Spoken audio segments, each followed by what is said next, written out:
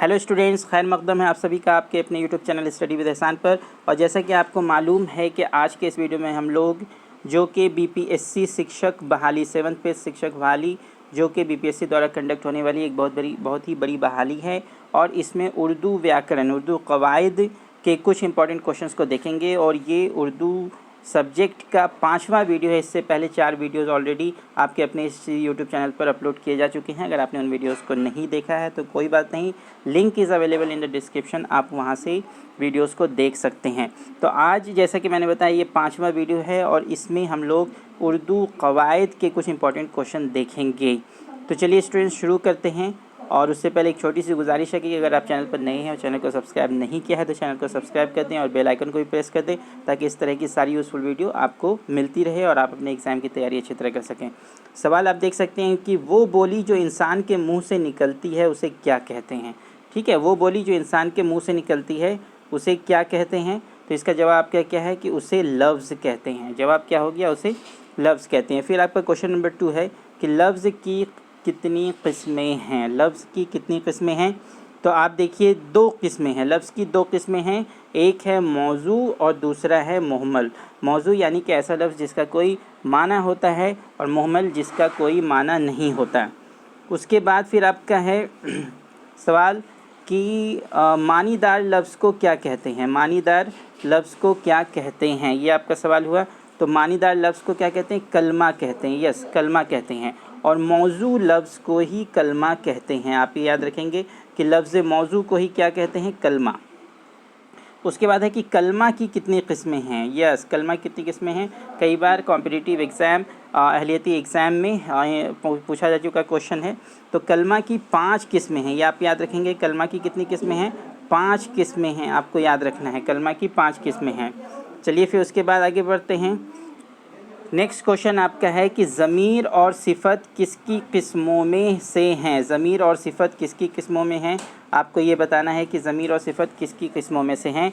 तो ज़मीर और सिफ़त किसकी किस्में हैं, कलमा की किस्मों में से हैं। जैसे कि आपने पढ़ा कि कलमा की 5 किस्में हैं, तो ज़मीर और सिफ़त भी उसमें किस्में हैं। नेक्स्ट क्वेश्चन है आपका अगला क्वेश्चन, इस्म की तारीफ़ कीजिए। यानी कि इस्म क्या है आप बताइए, इस्म की परिभाषा दीजिए, इस्म को डिफ़ाइन कीजिए। उसी को उर्दू में लिखा गया है कि इस्म की तारीफ़ कीजिए। तो आपका क्या है कि इस्म वो कलमा है जिससे किसी शख्स या किसी चीज़ या किसी जगह का नाम मालूम हो। यस, किसी शख्स का नाम हो, किसी चीज़ का नाम हो या किसी जगह का नाम हो, उसे क्या कहेंगे, इस्म कहेंगे। उसके बाद आपका नेक्स्ट क्वेश्चन आपका आता है फ़ेल की मिसाल दीजिए। जी हाँ, फ़ेल की मिसाल दीजिए। फ़ेल क्या होता है, तो फ़ेल की मिसाल आपका क्या है कि फ़ेल की मिसाल जैसे तुमने लिखा, उसने लिखा, यहाँ पे मैं आ गया है, उसने लिखा। यहाँ पे क्या होना चाहिए था, यहाँ पे आप मैं को काट देंगे और क्या लिखेंगे, उसने लिखा, उसने लिखा। तो ये सब क्या है, फ़ेल।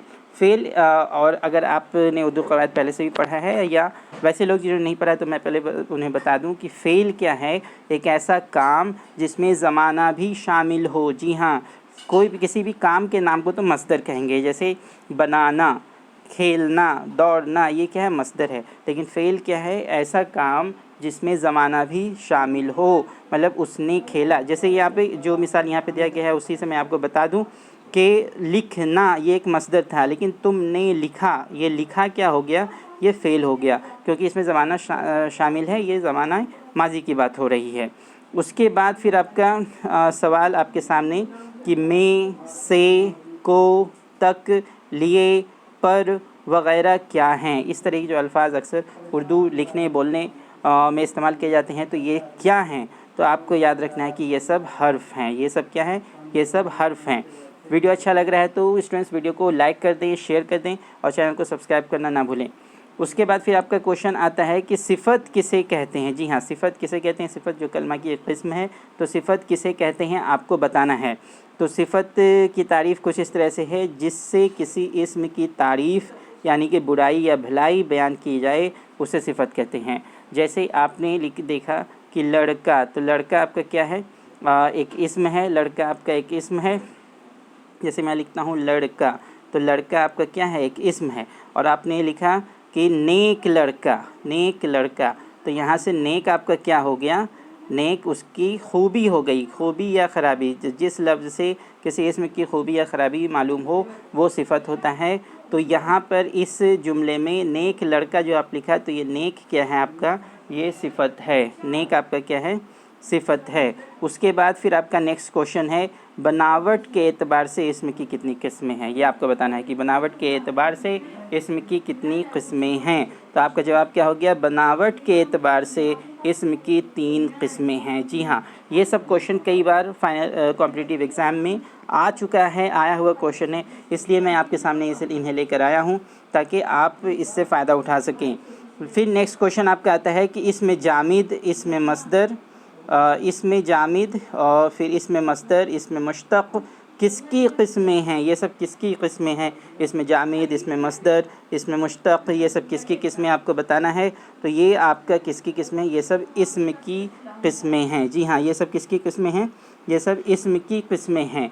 तो ये आपको याद रखना है कि इसम की किस्में ही हैं। इसमें जामिद, और मैंने आपको पहली क्लास में बताया था कि इसमें जामिद की फिर 2 किस्में हैं, इसमें मार्फा और इसमें नकरा। फिर इसमें मार्फा की 5 किस्में और फिर इसमें नकरा की किस्में, सब आपको बताया है। अगर आपने वो वीडियो को नहीं देखा है तो आप डिस्क्रिप्शन में लिंक है, वहाँ से जाकर ज़रूर देख लें। ये सारे वीडियोज़ आपके आने वाले शिक्षक बहाली 7th फेज़ शिक्षक बहाली जो भर्ती परीक्षा होनी है उसके लिए बहुत ही ज़्यादा अहम है, बहुत ही ज़्यादा ख़ास हैं। और साथ ही साथ मैंने आपको पिछले वीडियोस में बताया है कि ये एक बार खाके के तौर पर ये उर्दू कवायद को ऊपर से अभी कवर करने की कोशिश की जा रही है। फिर हर एक टॉपिक को डिटेल में भी हम लोग पढ़ेंगे।